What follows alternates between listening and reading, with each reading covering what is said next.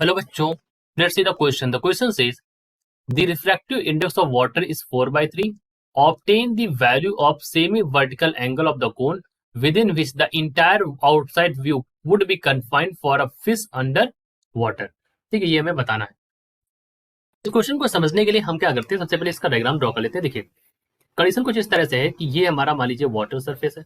ठीक है, this is your water surface.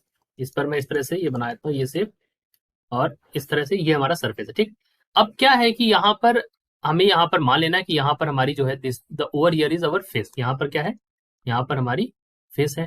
ठीक है, अब अगर मैं यहाँ से ड्रॉ करूँ, if you draw over here, तो यहाँ से अगर मैं देखूं तो ये जो हमारे इस डायरेक्शन में उस डायरेक्शन में मैं ड्रॉ, देखिए ग्राफ को पहले मुझे डायग्राम जो है वो मुझे ड्रॉ कर लेना है, तो उससे मुझे समझ में आ गया. देखिए, सो मैं ड्रॉ कर लेता हूँ पहले. Let me right draw the diagram over here.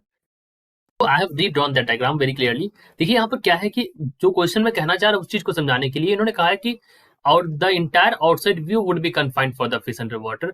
तो आप देखते हैं ना, यहाँ से अगर आप देखें तो फिश जो हो सकती है इस कोन एंगल से वो पूरा बाहर का व्यू दे सकती है. तो we can say that fish can see the entire outside view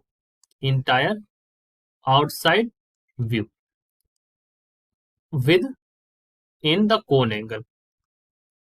अब यहाँ पर बच्चों जो कोन एंगल है वो कितना होगा वो हमें यहाँ पर देखना है. देखिए कोन एंगल क्या हो जाएगा, थीटा. और थीटा किसके बराबर है, 2c के बराबर है. क्यों, क्योंकि देखिए ये भी c है तो यहाँ पर भी वाला c. थीटा किसके बराबर, थीटा जो होगा हमारा 2c के बराबर होगा. किसके बराबर होगा, theta. Theta is equal to 2c. ठीक है, अभी इस बात को समझते हैं. यहाँ पर जो हमारा की कॉन्सेप्ट वो क्या लगेगा, जो कि बहुत जरूरी है यहाँ पर समझना. देखिए की कॉन्सेप्ट अगर आप समझते तो इस क्वेश्चन को समझ जाएंगे. की कॉन्सेप्ट यहाँ पर कहता है, देखिए यहाँ पर कॉन्सेप्ट है क्रिटिकल एंगल का. कौन सा कॉन्सेप्ट है, we will use the concept of critical angle. Critical angle क्या कहता है, c इज इक्वल टू 1, यानी कि हम बोल सकते हैं sine c is equal to 1/μ. ठीक, तो अगर आप यहाँ पर कहना चाहें तो आप कह सकते हैं 1/μ. ठीक है, sine c is equal to 1/μ. c is equal to क्या हो जाएगा, c इज इक्वल टू यहाँ पर हो जाएगा साइन इनवर्स ऑफ 1/μ.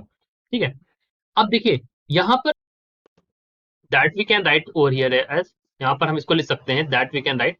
देखो c इज इक्वल टू 1/μ, यानी कि c इज इक्वल टू हो जाएगा साइन इनवर्स, और ये हो जाएगा 4/3 है ना. 1/μ रखेंगे तो क्या हो जाएगा 3/4, यानी कि ये हो जाएगा लगभग साइन इनवर्स ऑफ 0.75.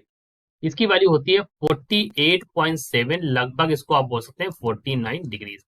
तो क्या वैल्यू आ गई यहाँ पर, जो वैल्यू आ गई दैट वैल्यू इज यहाँ पर आ गई 49 डिग्री. ठीक है, तो ये हो गई हमारी किसकी वैल्यू आ गई, दिस वैल्यू इज ऑफ सी.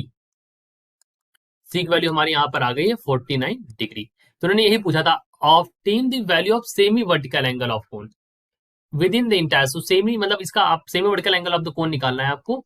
तो यहाँ पर अगर आप सी की वैल्यू निकाल रहे, थीटा इज इक्वल टू क्या, 2c. आपको सिर्फ सेमी वर्टिकल निकालना है, that is equal to this much. तो ये हमारा आंसर हो जाएगा 49 degree. Okay, so I hope you understood it well.